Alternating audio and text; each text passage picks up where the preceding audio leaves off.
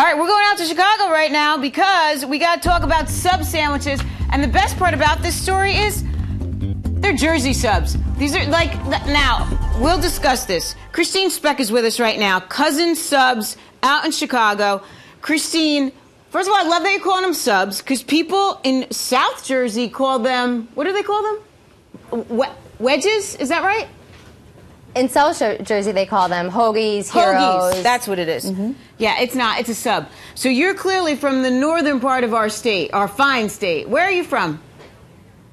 Well, my dad is originally from Atlantic City, New Jersey, but he married my mom and moved to Milwaukee. He was in the printing industry, and he really missed that East Coast style sub sandwich. So he recruited his cousin Jim from Atlantic City and to move to Milwaukee, and they started Cousin Subs in 1972. Now, that's interesting, because Atlantic City is south enough to still call it a hoagie. Isn't that true? Right. Well, and they call them sub sandwiches, too. I mean, there's a famous sub sandwich restaurant in Atlantic City, and that's a lot of what my father modeled our products after. So I love this story. Jersey guy gets dragged to Milwaukee because he gets married and says, I need my sandwiches. Right. And he starts Cousin Subs. Awesome story. He did. Okay, so you stayed in the business, and you decided to start franchising it. How come? Right. Well, franchising is an excellent opportunity to give people who want to be entrepreneurs but want to buy into a system where they don't have to reinvent the wheel. So franchising allows small business owners to live their dream, but also allows us as the franchisor to grow our business. So we love it.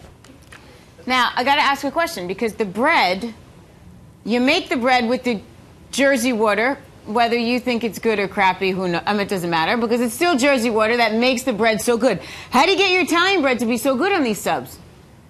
Right, and that is the foundation of our brand, is our better bread, better subs. So that was one thing when they started it in 1972. They worked with a local baker in Milwaukee to perfect the Italian bread recipe, and they did. Now today, we bake our bread in each of our restaurants 2 to 3 times a day so that it's always fresh. And people who know Italian bread, they always know it's a little bit crunchy in the crust, but soft and tender in the inside, and that's exactly what we serve today. That is exactly right. Okay, now, 1985, you're franchising. You've got about 30 out there.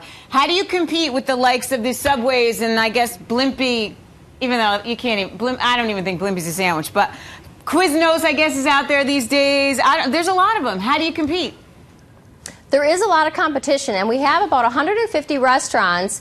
But what we try to do is differentiate ourselves in a couple of different ways. One, we really believe and are so thrilled to be a family business. It really is a family. My brother is a franchisee. He owns and operates 3 restaurants. My dad is still active in the business, and of course I'm there. But the bloodlines, the family business goes outside the bloodlines. We have a lot of tenured employees that have been with us for 30, 35 years.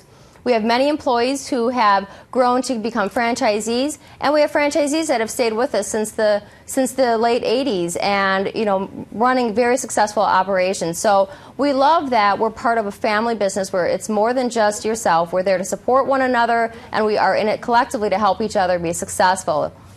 Did you always know you were going to stay? Because I know you worked part-time as a kid and then you went to college. Was your intent always to come back to the business?